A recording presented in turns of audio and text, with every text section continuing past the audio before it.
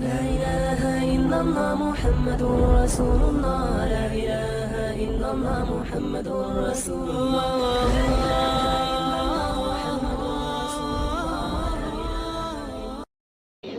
امام اہل سنت والے مولانا سرفراز خان صدر صاحب عمر اللہ مرکز، وہ فرماتے ہیں کہ میں گکھڑ منڈی میں وہاں ایک کالج تھا، تو وہاں میں نے 40 سال پڑھا ہے. تو فرماتے ہیں کہ میں نے وہاں درس دے رہا تھا، تو درس کے دوران میں نے اللہ تبارک و تعالیٰ کا حکم، اللہ کے نبی صلی اللہ علیہ وسلم کا سنت طریقہ یعنی داڑھی کے بارے میں نے دلائل بیان کی کہ اللہ تبارک و تعالیٰ نے داڑھی کو واجب قرار دیا، اور صحابہ کرام رضی اللہ تعالیٰ عنہم اجمعین اور اولیاء کسی نے بھی داڑھی کو ایک مٹھی سے کم نہیں رکھا.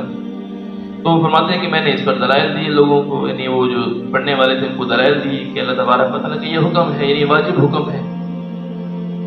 تو میں ایک آدمی کھڑا ہو گیا اور کہنے لگا کہ آپ کی یہ بات قابل تسلیم نہیں. تو میں نے اس سے کہا کہ کیسے قابل تسلیم نہیں؟ تو وہ کہنے لگا کہ یہ فطرت کے خلاف ہے. تو میں نے اسے پوچھا کہ فطرت کے خلاف کیسے ہے؟ تو وہ کہنے لگا کہ فطرت کے خلاف اس طرح ہے کہ اگر فطرت کے مطابق ہوتی تو پیدائشی طور پر ہی داڑھی ہونی چاہیے تھی، فطرت کے مطابق ہوتی، فطرت کے خلاف ہے اس لیے بعد میں آئی ہے. تو میں نے اسے کہا کہ فطرت کے خلاف ہے، اگر اس بات کو تسلیم کر لیا جائے اور اس کی دلیل یہ مانی جائے کہ وہ پیدائشی طور پر داڑھی نہیں ہے، بعد میں آئی ہے، تو پیدائشی طور پر تو دانت بھی نہیں ہوتے ہیں کہ دانت بھی توڑ دینے چاہیے، یہ بھی فطرت کے خلاف ہے. کہ پیدائشی طور پر تو آدمی بول بھی نہیں سکتا ہے، لہذا بعد میں بولنا بھی نہیں چاہیے.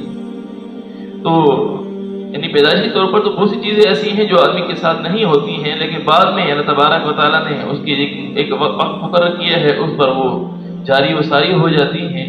تو جیسے ان چیزوں کے بارے میں یہی بات ہے کہ وہاں پر اللہ تبارک و تعالیٰ فطرت کے مطابق پیدا کرتے ہیں، اسی طرح داڑھی بھی فطرت کے مطابق ہی ہے.